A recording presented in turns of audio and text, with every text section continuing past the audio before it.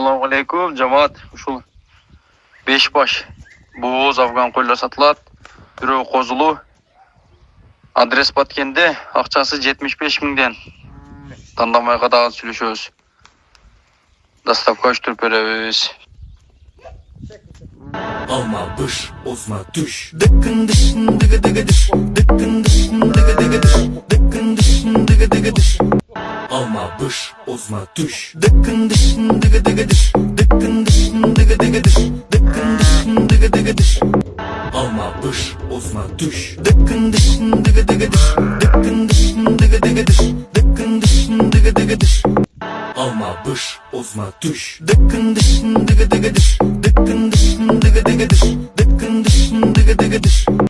Alma bış, ozma düş. Dıkkın dışın dıgı dıgı dış. Dıkkın dışın dıgı dıgı dış. Dıkkın dışın dıgı dıgı dış. Alma bış, ozma düş. Dıkkın dışın dıgı dıgı dış. Dıkkın dışın dıgı dıgı dış. Dıkkın dışın dıgı dıgı dış. Alma bış, ozma düş. Dıkkın dışın dıgı dıgı dış. Dıkkın